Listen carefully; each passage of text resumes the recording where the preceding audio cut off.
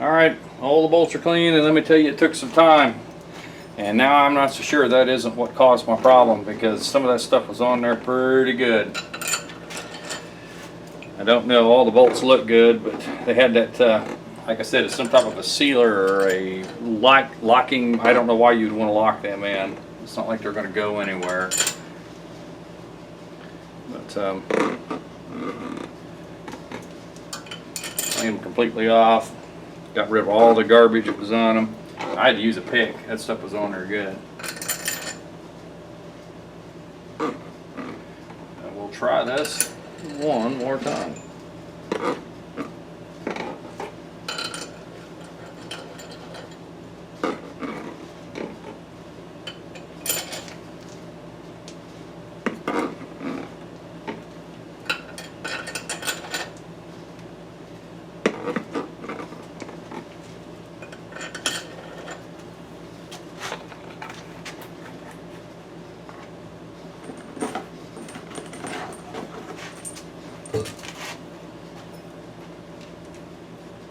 Put these outer ones on without dropping them in the open engine hole here. Kept meaning to put that top on, I never did. Well, I've got to take the gasket, doesn't take up the whole thing, and I'll show you that when I put it on. So I'm just starting these.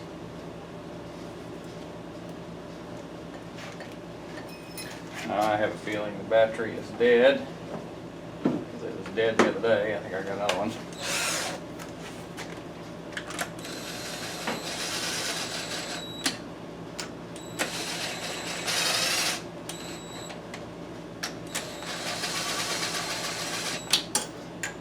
I'm not hitting bottom hard.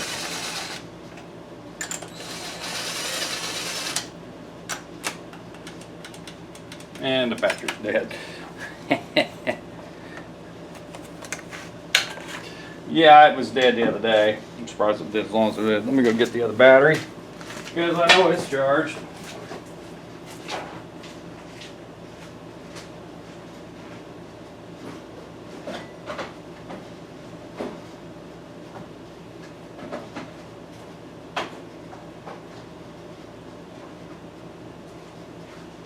Boy, it didn't feel like it was on the charger all that good. Maybe it's not charged.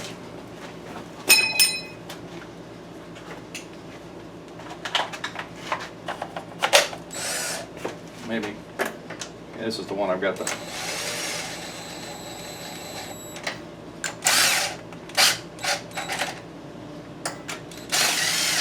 Ooh, getting hard.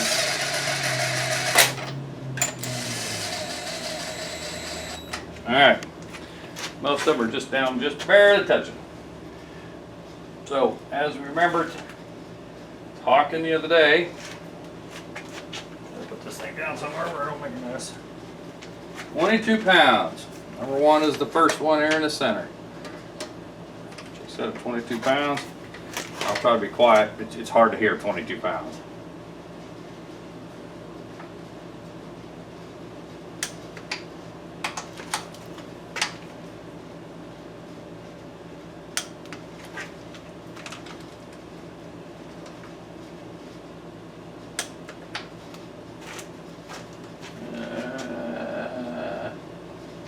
This is for.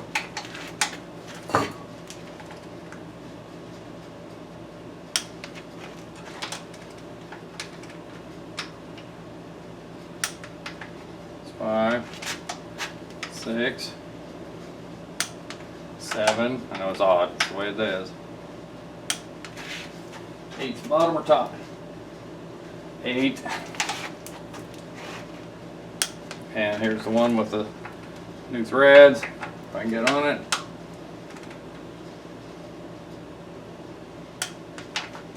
9 and 10. Just to make sure, we go through it again.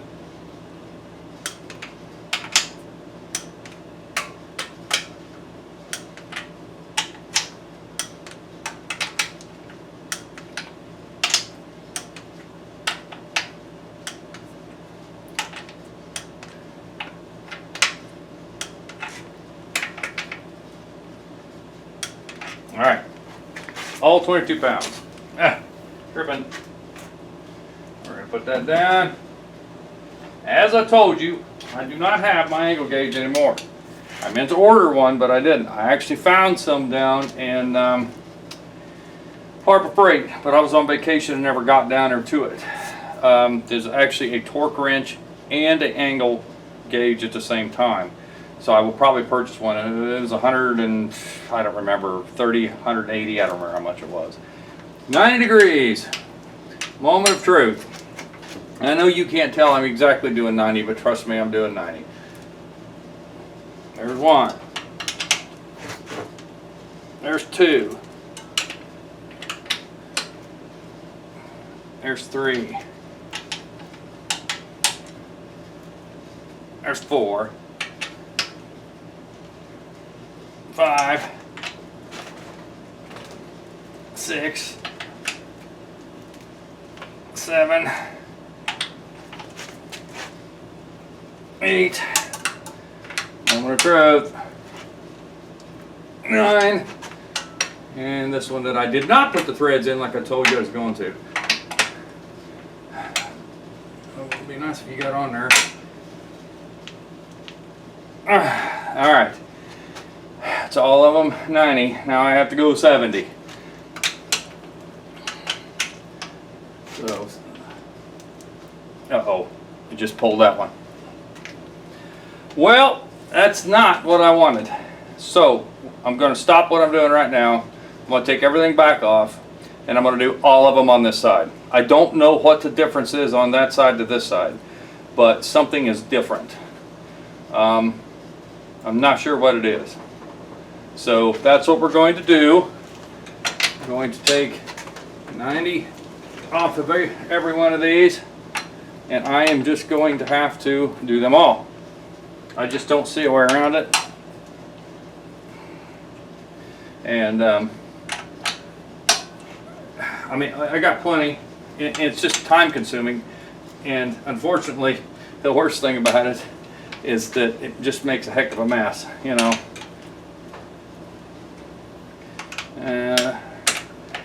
3.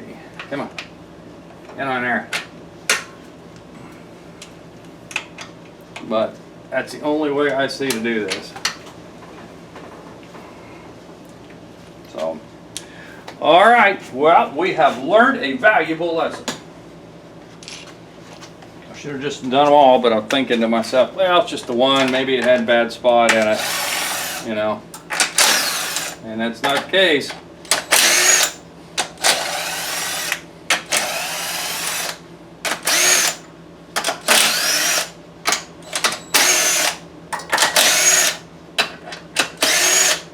No sense in worrying about how they come off now, I guess, because they're all going to have to come out.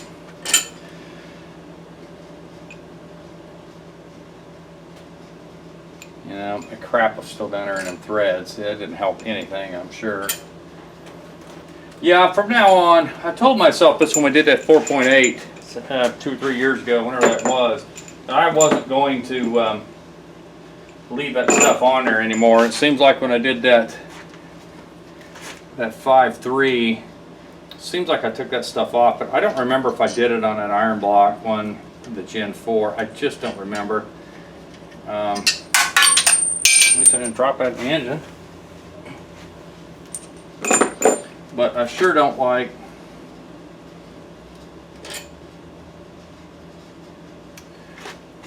what it's doing. So we will just do them all. I've got the tool. I had to pay for it. I might as well use it.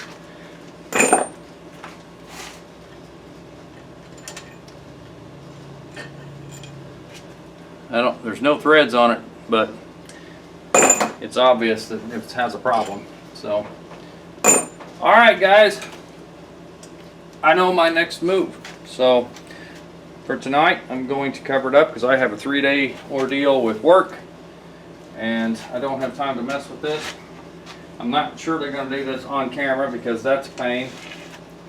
And you know what? I have something set over here. It wasn't hard. It's just super time consuming.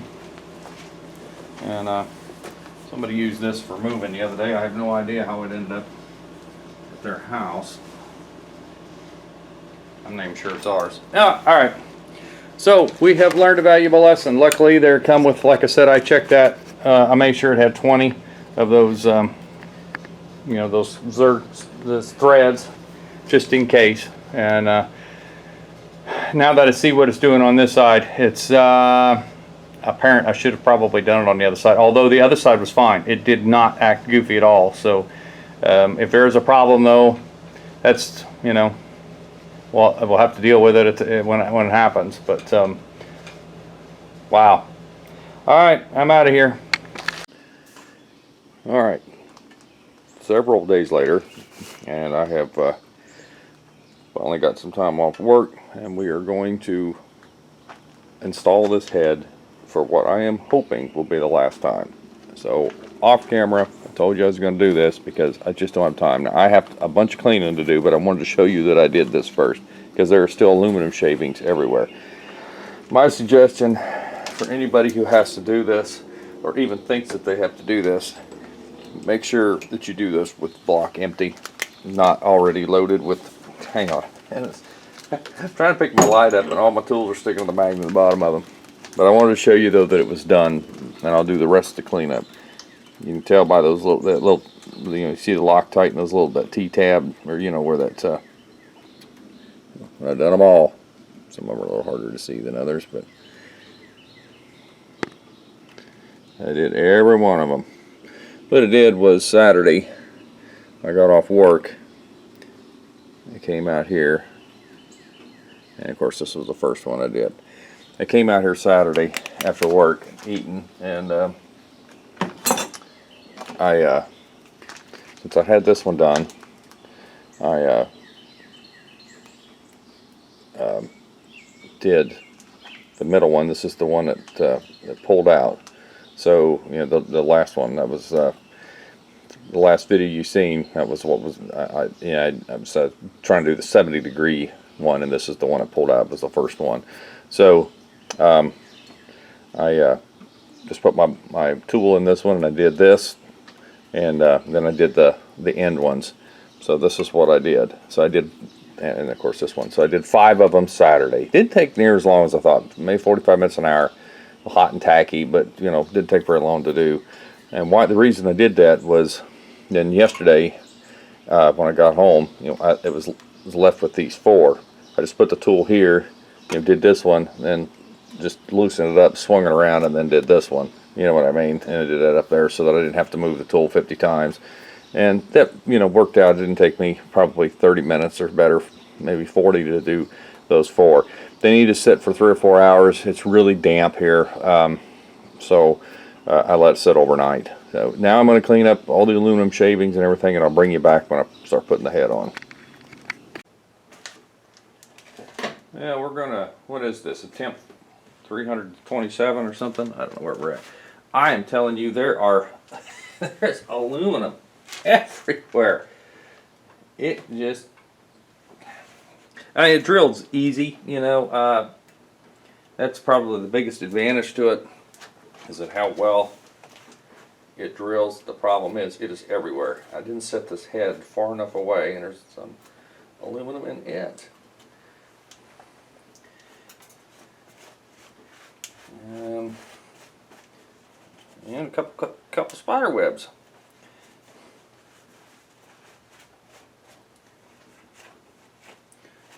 Let's see. Let me blow this out with air. Gonna be noise. I don't want to do it over by the engine. Let me move it over here a bit. Sorry. All right, now we're gonna make noise.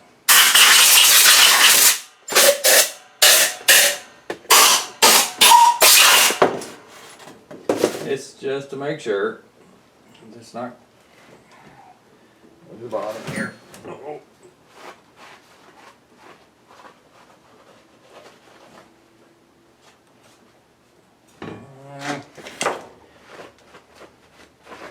Yeah, that looks pretty good. All right. Yeah, unfortunately, there is just aluminum everywhere. So that's where I'm saying, if you even think you've got to do it, or this, or your aluminum block has been apart before, you don't have any history on it.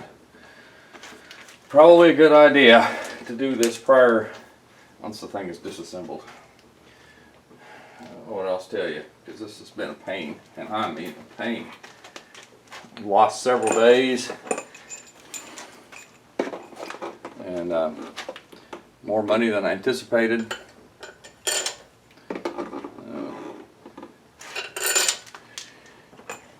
How it works, I guess.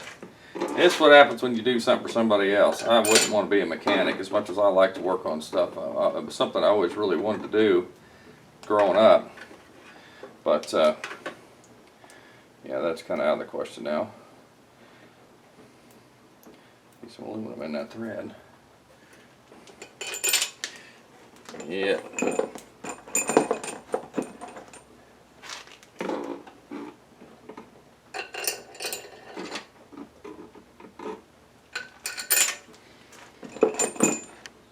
Hope everybody's doing good. I think we're still recording.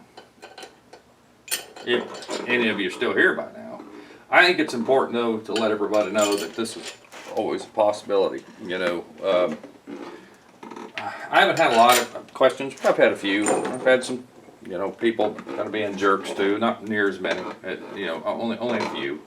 I don't have that many followers, which I got. Trust me, I understand. But I've had some questions. You know, like what's the difference between the 4.8 and the 5.3? You know, we've talked about this several times before on the Gen 3 specifically. You know, because they actually cast on the block 4.8/5.3. It's because it's the same block. We've talked about that before. I'm not going to get back into it. The 4.8 is actually the what I'm going to call the odd man out, because it's the one that has the different stroke. So although it shares the same bore, it does not share the same stroke as the rest of them. So what I mean by that is on your Gen 3 specifically, and some of the 4s, maybe all of them. Heck, I haven't looked at some of the newer stuff, but basically, well, it goes in there a lot easier. It's all the threads cleaned up. Your rod, the actual, your actual stroke itself is the same on a 5.3, 5.7, 6.0, and even your 6.2. They actually share the same stroke. They just don't share the same bore. And that's probably some of the, you know, right off the bat, some of your biggest differences with them is the 4.8 is the odd man out, because it is it just has an unusual bore. I can tell you specifically if you really want to know it, but at this point I don't remember what it is.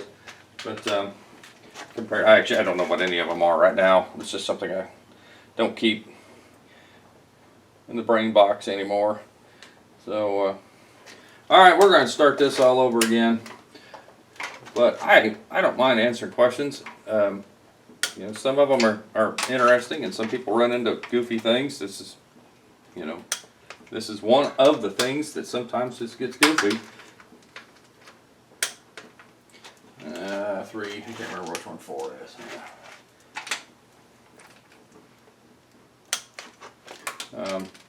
Never done, like I said, started this project. Never done aluminum block before.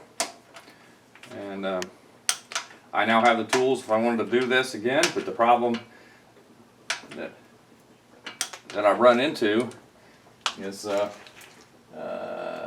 this is 8, is the bore part of it. If you've got to bore it, you can't, I mean, you have to replace the sleeves in it. And I don't have anybody around here that'll do it. It'll have to be hauled somewhere. And so somebody I do not know, I'm going back through it again, like before, and it already feels better. You know, before I'd have to redo these center ones and they would actually change, and now they're not doing that. So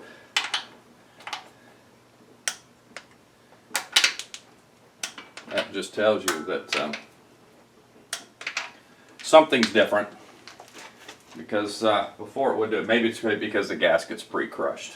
It's not bent all the way to the 70 degree. That's why I'm still using it. Should I replace it?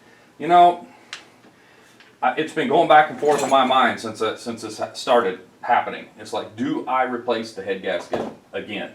It hasn't gone through any heat cycles and hasn't been fully crushed yet. So I'm going to say no. But, because I really don't want to replace the head gasket while it's in the vehicle. But I don't see a problem with it because, like I said, it hasn't been hot and it hasn't been fully crushed yet. So, you're still on camera, so yeah. All right, first 90 degrees. Again, I don't have an angle gauge because, well, I just haven't had time to go to the store and get one because the other one was garbage. The Chinese one quit on me.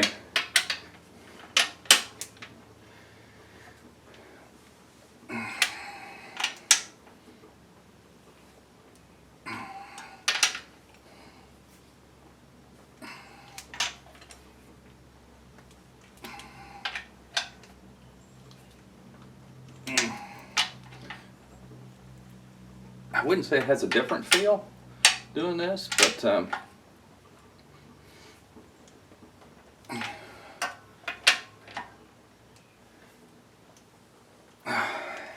not concerned about it, if that makes any sense. All right, there's the first 90. This is where we've been every time. So let's do the 70 now. I'm glad that 71 messed up on the first hole. That I didn't get most of them done. That's when I know I would replace the gasket. So, all right, now we need 70. So I'm going to call that right here. Well, they're pulling tight, so.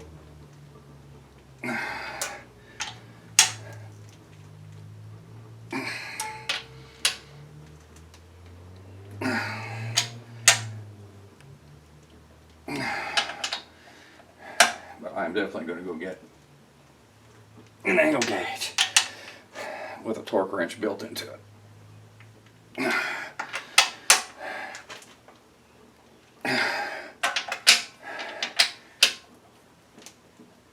All right, I'm going to call that. That's a workout. So, you took it, and I think we got it this time. So I'm going to go ahead and get the push rods, get them lubed up, put them in, rocker assembly lubed up, put that on, valve cover. I'm going to put the old spark plugs back in this side, and I may go find the knock sensor for this side here, because it'd be easier to get to it. I think what I'm going to do this time, since I have space on this side, after I put this engine in, I normally put the manifold on one side because the driver's side is very difficult. You have to really maneuver out to get the thing out and in and out, but it's easier. Seems to be a little bit easier on the Gen 4. I don't know what's different. I don't know if it's because it's got the rack and pinion, so the steering angle's a bit different from the steering shaft. I don't know. You just have to work at it, but you can get it out. On the Gen 3s, on the four-wheel drives, for some reason, I really have trouble getting them out. Well, they can't drop down because the drive shaft's in the way. This one is four-wheel drive, and it wouldn't come out the bottom either, but I did manipulate it out of the top. So normally I put the manifold on at least one side, especially the driver's side. But I think what I'm going to do this time, because the starter seems to be one of the biggest problems I have once everything is together, of getting it back up there and lined up. So I think what I'm going to do this time is I'm going to put the engine in, bolt everything up except the manifold on this side. And because the compressor has to go on as you're putting the engine in because it gets in the way, and I didn't want to discharge it. So I think I will put the starter in after I get the wiring all up and the dipstick tube in, or maybe I'll do the dipstick afterwards, but either way I'll get this starter in and then I'll put the manifold on. I think that's what I'm going to do. It may make it difficult to get to one of the manifold bolts with the starter on, because generally I drop the starter. It's one of the first things I drop so I can get the torque converter bolts in loose. So I don't know, I may play with it and just see, but I'm going to do the rest of this off camera because I've got to get this done. It's raining out. I'm probably have to go buy one of them junky tents from Walmart or from Ace Hardware or something, because I've got to get this in today. This guy's been waiting over a month now for this engine, and I've just had failure after failure on this. And again, I am not a mechanic, so I'm not going to sit there and make up a bunch of stories and tell you that, well, it's because of this, because of that. Now, I have said a lot of the things I've seen inside was because of lack of maintenance. That is not. That is true. That is not a made-up deal. I could see by several of the things inside that the engine was not took care of at all. But that's a risk you run when you buy something used. Of course, no matter how many miles you run it, is how it's took care of. It's like buying a car from like Hertz Rent-A-Car or whatever. A fleet lease return is actually what it's usually listed as, and what that normally means is, yeah, it could have come from a corporation and it was maintained by some this da da da da. Most of the time, if it says that, it came from a rental company, and well, you have no idea how those were drove. But anyway, I'm not getting into that anymore. I'm going to go ahead and do the rest of this part off camera, because I've got videos of putting the rest of the stuff together. This was just. I needed to show you this, and so I will bring you back when I am priming the oil system. The engine will be in.